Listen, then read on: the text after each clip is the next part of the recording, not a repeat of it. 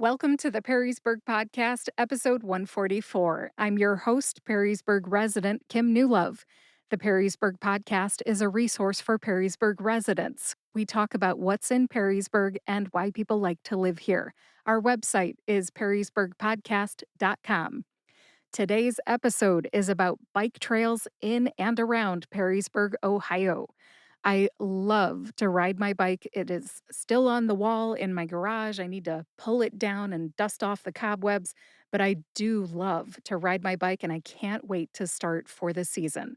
If you like biking too, this episode's for you, and it just might inspire you to get your bike out for the season as well. As we get started, I'd like to drop some terms or give you some terminology.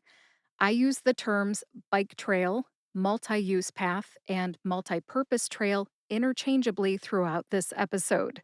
I'm sure you get the idea. You can ride your bike on all these paths. There are no cars allowed. One other announcement before we get started here.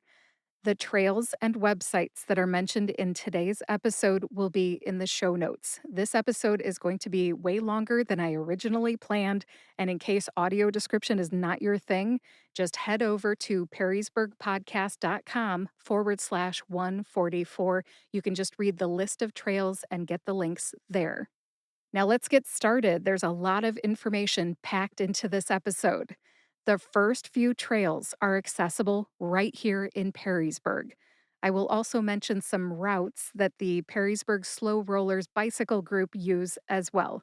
So there are 4 official multi-purpose trails here in Perrysburg, and then there are at least 3 routes that are used by the slow rollers. Let's get to these 4 official multipurpose trails first. First up is the Chessie Circle Trail. You can access the Chessie Circle Trail at W.W. Knight Nature Preserve on White Road. The trail is fairly short and it's brand new. It looks very smooth. It's freshly asphalt paved. The Chessie Circle Trail runs from the intersection of East River Road and Ford Road towards Bates Road. And I think Bates Road is technically Rossford. I say that the trail goes towards Bates Road because as of April 23rd, 2026, it does not reach all the way to Bates Road. I have not been on this trail yet to see how far it has been paved so far. According to the sign at W.W. Knight, the Chessie Circle Trail is part of a Rails to Trails project that's been under construction since 2011. The current length of the trail is listed as 11.6 miles. You can take the Chessie Circle Trail from Perrysburg all the way to Toledo, but there will be some road riding involved. Be careful if you ride on the road. To learn more, take a look at the map on the trail sign at W.W. Knight. It is labeled Toledo Metro Bicycle Route Network. Next up is our second trail. It is the multi-use trail along the Maumee River. This trail runs from Hood Park to Fort Meigs Battlefield, and I like to access this trail from what I call Lower Hood Park. It's the part of Hood Park that's right by the river. It's down the hill behind the statue of Commodore Perry. Just so you know where I'm talking about, in case that description doesn't match what you know about Perrysburg, the Perrysburg Boat Club is located right by where this trail starts. Once you find the trail, head west from Hood Park to Riverside Park. You'll see the river on your right and the parks on your left. Hood Park, then Riverside Park. Eventually, you will pass behind several historic homes, and then when you cross West Boundary Street, yes, it does go all the way down the hill over by the sewage treatment plant. You will have to cross the street and then head on into Orleans Park. Once you're at Orleans Park, keep going. Just keep following that trail along the river through the woods. You'll pass under the Perrysburg Maumee Bridge and arrive at the parking lot at the end of Rapids Road. It's basically in the backyard of Fort Meigs Battlefield. If you prefer to start the trail in the Fort Meigs Battlefield backyard, you can totally do that. If you're a local, just, ride your bike over there and start there. Or if you have to drive your bike over with a bike rack or throw it in the back of a truck, just park in the parking lot along Rapids Road. If you don't know Rapids Road by name, it's that super tiny little road as you go from Perrysburg to Maumee. When you get towards the bridge, it's that little road on your left. I have two more bike trails in Perrysburg to tell you about. And then what I'll do is tell you about a long ride for overachievers, followed by the Perrysburg Slow Rollers routes, and then finally a bunch of bike trails that are outside of Perrysburg. I've got a lot more to cover, so let's get to that third bike trail. And that one will take you from the corner of Roachton Road and Hall Prairie Road to one of three destinations. Pick your own adventure. You can go to Rivercrest Park. Rivercrest Park is along Fort Meigs Road, or you can head over to Levis Commons, or you can head over to the City of Perrysburg Department of Public Service, or Waterstone Landing Apartment Homes, whichever destination you choose. They're right across the street from one another. This bike trail crosses some very busy streets: Fort Meigs Road, Roachton Road, and State Route 25. So, as these are heavily trafficked areas, please be careful. And the fourth and final bike trail that's actually in Perrysburg is the one that's along West River Road right by Fort Meigs Historic Site. I happen to live very close to this one, so I typically ride my bike from my house to the Fort Meigs Historic Site, hop on the trail, and keep on trucking east. You can ride that multi use path east along River Road, hang a left at the cemetery, and head down the hill towards the Perrysburg Maumee Bridge. At that point, you can either meet up with the multi use path that goes from the backyard of Fort Meigs Battlefield all the way to Hood Park, or you can just keep going across the Perrysburg Maumee Bridge. And now, this is where my story about the long ride for overachievers begins. Whether you start at Hood Park or the Fort Meigs Battlefield backyard, you can ride all the way from Perrysburg to Fulton County. No joke. What you're about to hear is going to sound a little like the book If You Give a Mouse a Cookie. But instead, think of it as if you give Kim Newlove a bike. In this scenario, I'm the overachiever. I have never actually ridden from Perrysburg to Fulton County, but I have ridden from Perrysburg to, I think I've gone to Oak Openings and back. Here goes. No matter your point of origin in Perrysburg, just make your way to the Perrysburg Maumee Bridge, ride over the bridge toward Maumee, but don't go up the hill into uptown Maumee. Instead, take a left onto the gravel trail that is known as the Towpath Trail. Follow that towpath trail to Sidecut Metro Park. Once you're at Sidecut Metro Park, head across the street and follow the paved multipurpose path west toward Waterville. For a while, you're going to see Sidecut Metro Park on both sides of the street. Eventually, though, the Maumee River will be on your left hand side and woods and trails will be on your right. You'll see some houses up on the hill as well. Now, at this time of the year, you will probably see a lot of fishermen parked along the sides of the road by Sidecut Park because the walleye run is in full swing. Those guys are having a blast catching their walleye. Now, before you get to Jerome Road, take the multipurpose trail to the right. So instead of going straight towards Jerome Road, head right. The multipurpose trail will reach a steep hill. It goes behind the Fallen Timbers Monument. So pedal up that steep hill behind the monument. And once you get all the way up the hill, you're in Fallen Timbers Monument Park.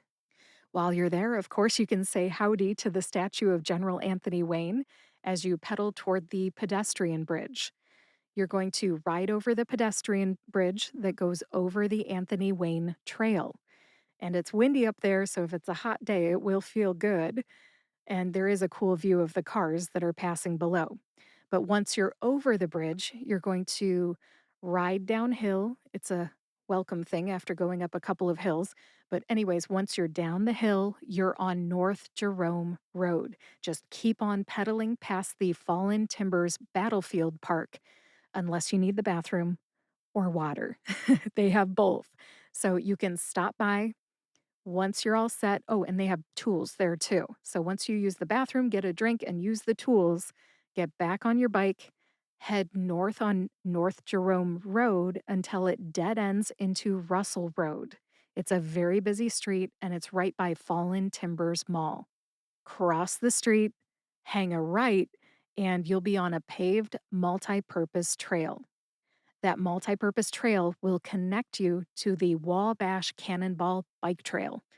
Once you find that Wabash Cannonball Bike Trail, turn left. Congratulations, you are on the bike trail that will take you either to White House or Delta. It's one of those rails to trails deals where you're on a paved former rail bed. So just ride for a minute, and then there's going to be a fork in the trail. You'll have to choose North Fork or South Fork, north or south. If you want to continue on the North Fork, just head straight. That goes all the way to Delta. Or you can turn left and take my favorite fork, which is the South Fork.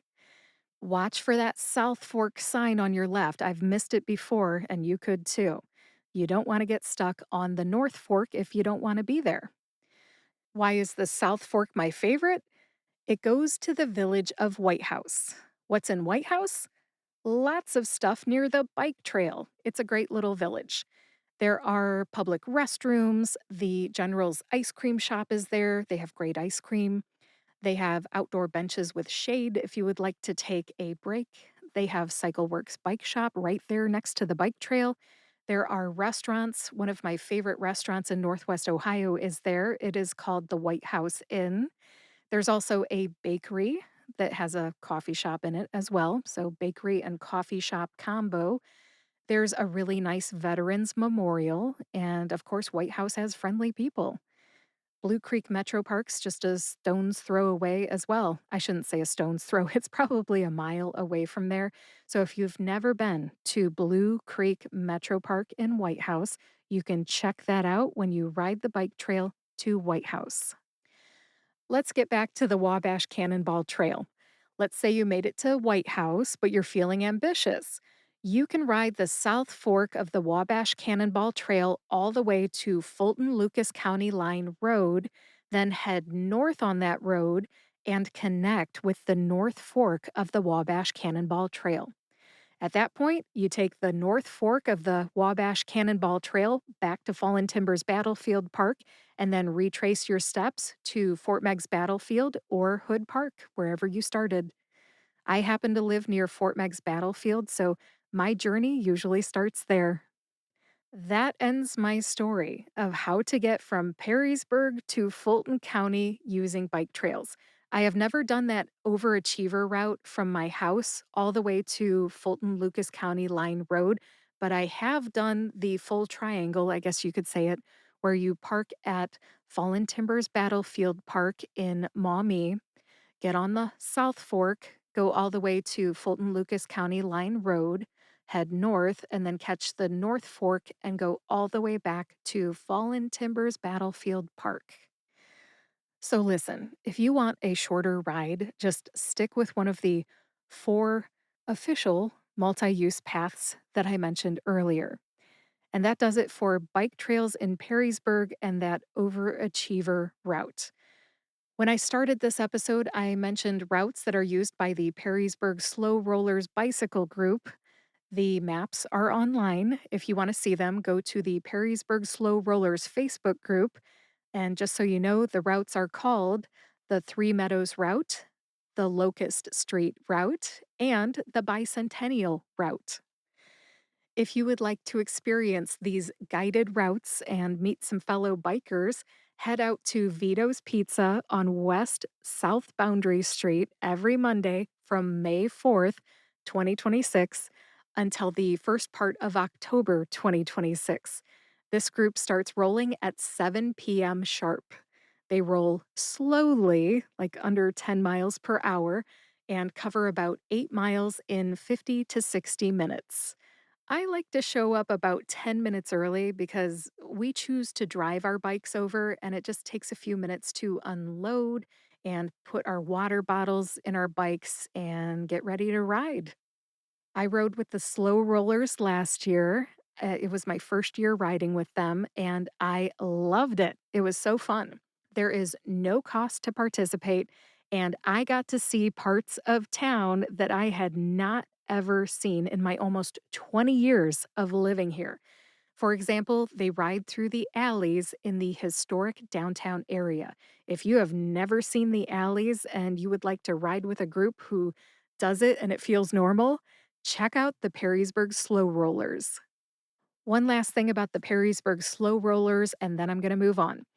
The slow rollers have planned this year's routes to accommodate that revitalization project going on Louisiana Avenue this year. So there will be no last minute surprises when you ride. It's all planned out.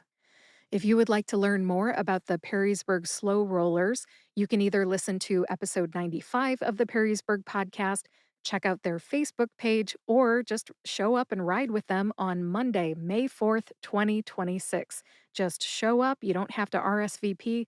They meet at Vito's Pizza on West South Boundary Street. Just bring your bike and your helmet and be there around 6:50. I plan to be there, and it should be a good time. And if they cancel due to weather, which has happened before, it will be on their Facebook page. That's it for the slow rollers. Let's move on. Next, I'd like to tell you about some other bike trails that are outside of Perrysburg. First, I would like to revisit the Wabash Cannonball Trail. The Wabash Cannonball Trail runs from Maumee to Delta or Maumee to White House. We've kind of already talked about this. There are two forks to the trail, the north and the south. You can actually take it further than Delta or White House, but I believe that the trail gets a little less paved. I think it's chunky stones and gravel. If you would like to learn more about the Wabash Cannonball Trail, go to wabashcannonballtrail.org. I've got that link in the show notes. On that website, by the way, you can see where to park. So if you need to drive your bike to the trail, there are several access points, including Fallen Timbers Battlefield Park, which I already mentioned, White House, which I already mentioned, that's the South Fork, Cannonball Prairie Metro Park, that's the North Fork, and Oak Openings Metro Park, that's the North Fork as well. The Wabash Cannonball Trail is somewhat wooded. I just bring that up because there's some shade, but there can also be some bugs depending on what time of the day you go. And by the way, the Wabash Cannonball Trail does cross a lot of roads. So as you ride along, stay sharp and be safe. As I finish up talking about the Wabash Cannonball Trail, I'd like to add that my family likes to park at Cannonball Prairie Metro Park and ride all the way to Oak Openings. I think it's only maybe 5 miles. And then once we get to Oak Openings, there is a multi-purpose trail at Oak Openings that we like to ride for additional miles. And then we head on back to Cannonball Prairie Metro Park, load up our bike rack, and then head home. You're probably catching on that a lot of parks and bike trails are connected in Northwest Ohio. And that's a good thing because there are bathrooms, drinking fountains, and tools at the parks. You can also park at the parks to access the trails. All right, that's it for the Wabash Cannonball Trail. Let me tell you about the University Parks Trail next. The University Parks Trail is a 7 mile multi purpose trail in Toledo. It runs from the University of Toledo to Silica Road in Sylvania. I went to college at the University of Toledo from 1996 to 2001, and I used that trail all the time. When my husband and I had our two kids and we stayed in Toledo until 2007, at which point we moved to Perrysburg, we used to take our kids to the bike trail. We'd haul them in a bike trailer and they would love looking at all the scenery.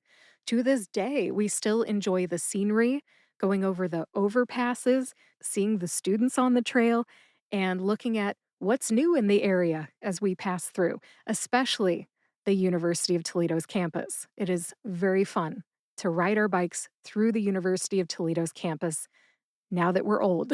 I'm 47 and my husband's 50. It's just so much has changed. My favorite access point for the University Parks Trail is Wildwood Metro Park.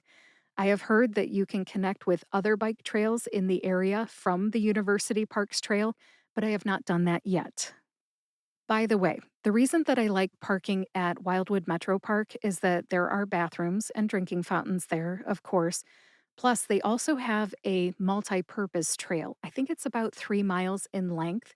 So if I would like extra miles, all I have to do is ride through Wildwood Metro Park. To learn more about the University Parks Trail, go to metroparkstoledo.com. That link is in the show notes, and that does it for the University Parks Trail. The next trail, I'm not going to say too much about because I've only been to it once. It is called the Beach Ridge Single Track Trail, and that's in Swanton. According to the Toledo Metro Parks website, note I am reading from the website, it says this 12-mile single track trail for mountain bikes is open for use. With 6 bridges and unique obstacles, such as an optional teeter totter bridge, this trail is unlike any other in the metro parks. While designed for mountain biking, the trail is also available for hiking, so please be respectful and request hikers yield when necessary. All right, that's it for the website. I just want to say that, yeah, it's nice to say passing on your left or rider coming or something. Just make an audible. And that's it for the Beach Ridge Single Track Trail in Swanton. Next up is the Slippery Elm Bike Trail. The Slippery Elm Bike Trail is 13.1 miles long one way. That one runs from Bowling Green to North Baltimore. I've been on that one. It feels like 13.1 miles. There are several access points listed on the Wood County Park District's website, which is wcparks.org. I always park at the Bowling Green access point because they have bathrooms there and it's a safe place to park. I've only done the full round trip ride once in my life. And let me tell you, once was enough. I love to ride my bike, but the scenery gets just a little repetitive. It's very open, there's not much shade, and there's a lot of farmland. I grew up in Pemberville with lots of farmland. I love farmland. It's just 13.1 miles times 2 is a lot. I will say, though, that my favorite stop is the town of Rudolph, Ohio. This is a little morbid, but my husband has some family buried out there, and I typically only go to Rudolph when I'm riding through on my bike. So I typically stop and pay my respects whenever I pass from BG to Rudolph and back. By the way, according to wcparks.org, the name of the trail, which is Slippery Elm, comes from the material used to construct Wood County's early railroad tracks. Who knew? I didn't know that until I started my research for this podcast episode. So I learned something today. Hopefully, you learned something today as well. And that does it for the Slippery Elm Bike Trail. Next up is the North Coast Inland Trail. Have you ever heard of this one? I've been there, but I didn't know it was called the North Coast Inland Trail until I was doing my research and realized I've been there. The North Coast Inland Trail is a 28-mile multi-use trail that goes between Elmore and Bellevue. Some of the towns between Elmore and Bellevue are Lindsay, Fremont, and Clyde. I've only ever parked my car in Elmore at Ory Park. That's spelled O-R-Y, Ory Park. And I think the farthest I've ever biked has been Lindsay, Ohio, Lindsey, Lindsay, Ohio. If you have a wife or a daughter named Lindsay, they might like to get their picture with a sign that says Lindsay. It would be kind of cool. Now, if I remember right, there is not much wind block on this trail, kind of like the Slippery Elm. And I usually have a heck of a headwind when I'm on my way from Lindsay to Elmore. So I'm going from east to west. I'm going against the wind. Still, it's an interesting bike trail and worth the trip if you like to try new bike trails. To learn more about the North Coast Inland Trail, visit lovemyparks.com. I'll put a link to that in the show notes. There's a lot more to that website than that. It's lovemyparks.com/parks/north coast inland trail. Again, I'll have a link to that in the show notes for episode 144. We're almost at the end of the list of bike trails. The next one is a personal favorite. It's the Towpath Trail that runs from Waterville to Grand Rapids. I just love the scenery. I usually park at Roche de Boot Metro Park in Waterville and then head west over to Grand Rapids from there. Between Waterville and Grand Rapids, you will see all kinds of scenery. There's the river, there's parks, there's playgrounds, there's just a lot to look at. I love it. You'll pass through Farnsworth Metro Park. These are all Toledo Metro Parks. You'll pass through Benview Metro Park, which is my favorite. You can only get there by hiking or biking. It's very peaceful. You can also pass through Providence Metro Park and Mary Jane Thurston State Park. So, again, between Waterville and Grand Rapids, you'll pass by Farnsworth, Benview, Providence, and Mary Jane Thurston. Lots to see. Scenery is constantly changing. That's why I love it. But a word of caution, parts of the towpath trail are paved with coarse gravel. It's not really for road bikes, the ones with the skinny tires. So if you do take a road bike, I have taken a hybrid bike there before. If you take a road bike, you will probably fishtail, like slide around a little bit, and you could possibly get a pinch flat. So a rock will pinch into your skinny little tire and pinch your tire flat. It's a nasty surprise if it happens to you, so words of caution from me to you. If I were you, I would ride a pretty sturdy hybrid bike or a mountain bike to be safe. And if you have a fat tire bike, whew, smooth sailing, buddy. You're going to be just fine. All right. Also, I don't mean to complain, but the older I get, I think I'll share this with you because, hey, you might be my age. The gravel on the towpath bothers my neck and back now that I'm getting older. My neck and back absorb the shock from the bumpy gravel, and it just hurts when I'm done. But it's worth it. I love the towpath trail. There are views of the Maumee River, all those parks. You'll meet all kinds of nice riders as you go through. The shelter houses are great for stopping to sit and take a drink. Just take a load off for a minute, take a break. So try the towpath. You can learn more about the towpath at metroparkstoledo.com. I'll have a link to that in the show notes. And then, one last thing about the towpath trail. If you visit Grand Rapids and you've never been there, take some time to explore the town. Grand Rapids is a cute little town with lots of shops and restaurants to explore. So, in my humble opinion, you need to give yourself half a day. What do I like to eat when I go out there? Snyder's has good pizza. They have a lunch pizza buffet as well. There's ice cream at Snyder's, but there's also a traditional ice cream shop, a seasonal ice cream shop. It used to be called Rita's Dairy Bar. I have no idea what it is called now. It used to look like a barn, if I remember right, and it's at the top of a hill next to a gas station. I don't know why I remember this. But, anyways, from me to you, that is what is in Grand Rapids. My friend Patty, who is now deceased, introduced me to the towpath trail years ago, and I am so glad she did. It is one of my favorite bike trails, even though it's literally a pain in the neck. We're just about to the end of my list of bike trails. At this time, I'd like to mention that some parks have multi-purpose trails that are worth visiting. I've already mentioned Wildwood Metro Park and Oak Openings. I would definitely recommend those. Those are worth the trip. And then I know it's a hike, but Maumee Bay State Park has a lot of paved multi-purpose trails. Worth the trip as well. When you're at Maumee Bay State Park, you're literally on the shores of Lake Erie. There's so much to see. There's sand, water, all the birds. There's a cute lighthouse and all kinds of paths to explore. There's at least one path that goes to a campground. It's kind of fun to ride around there and just see what you can see. And there's another path that'll take you to a giant hill. And when I say giant, it's quite a hike up there. I promise you, though, if you climb that hill, you will get one heck of a view of the park and the lake. Worth the climb. And then there's another trail that will take you to the Resort and Conference Center. And I think it's just personally kind of interesting to go explore over there as well. There's a lot to see and do at Maumee Bay State Park. So I would recommend taking a bike out there and riding around if you have a chance. I think the only metro park that I haven't mentioned yet that you may want to consider taking a bike to is Glass City Metro Park.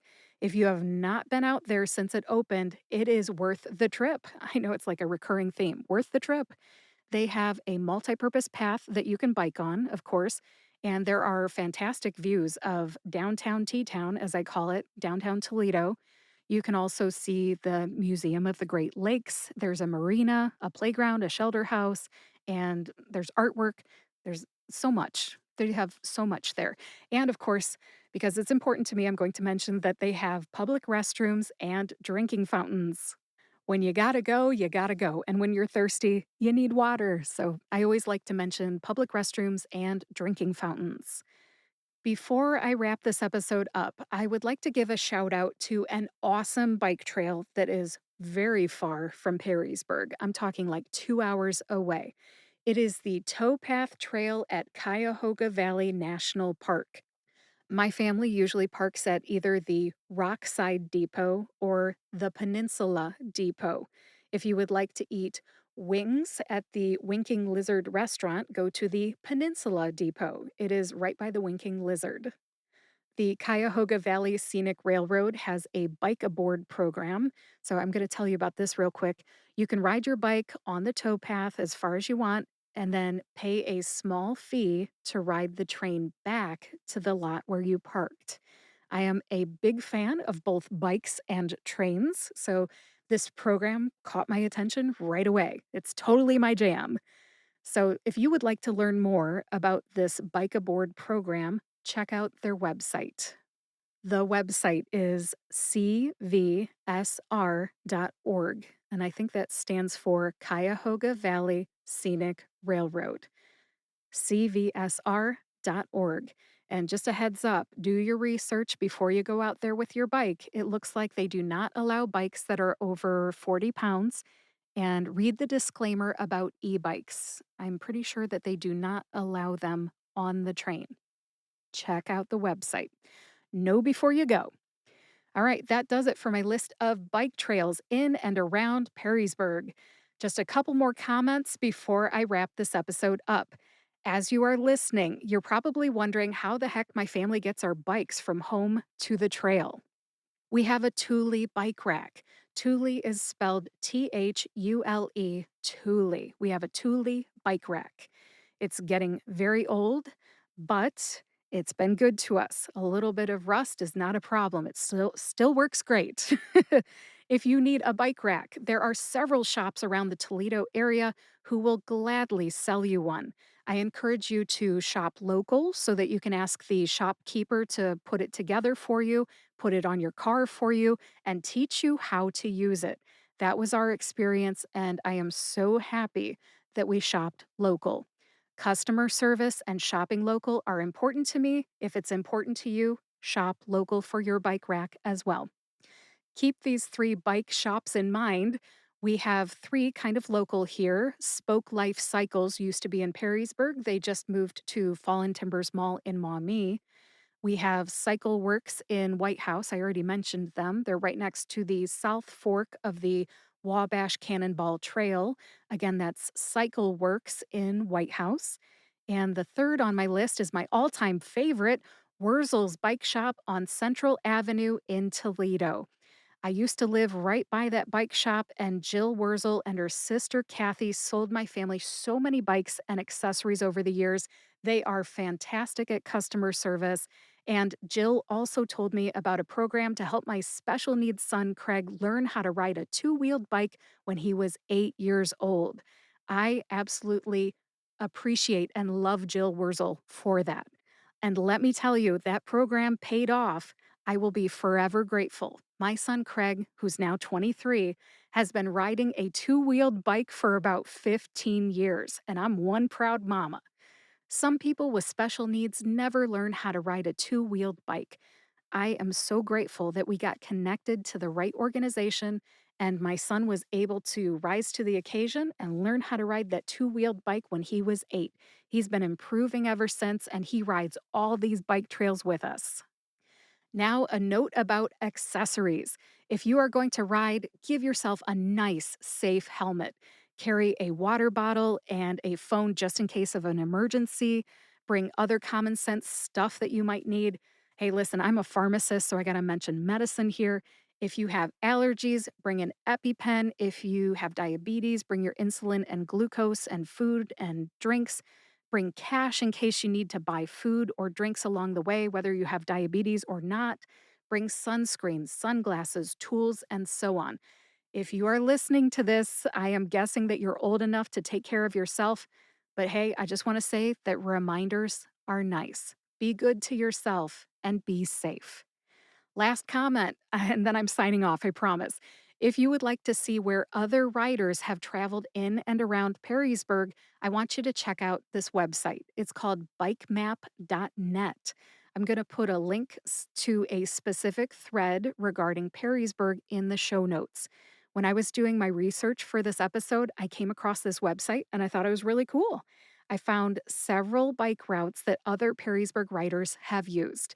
If you would like to see what I saw, check out the bikemap.net link in the show notes. And that does it for episode 144 of the Perrysburg podcast. If you live in Perrysburg, I hope you learned about at least one new bike trail. And if you would like to tell me about a bike trail that I missed, please reach out. My email address is kim@perrysburgpodcast.com. I wish you a very safe and fun 2026 bike season. Thank you for listening to the Perrysburg podcast. I have plenty of links in the show notes for you today. You'll find links to the bike trails, parks, and bike shops mentioned, a link to the Perrysburg Slow Rollers on Facebook, a link to sign up for our weekly newsletter, and much more. My voice is starting to go, so I'll just say if you know somebody who would like this episode, maybe a fellow biker, share it with them. And if you like this podcast, subscribe to or follow the Perrysburg podcast on your favorite podcast player and on YouTube so you never miss an episode. Thanks so much for listening today. I'm excited to get my bike out this weekend. I hope you are too. I will talk to you next week.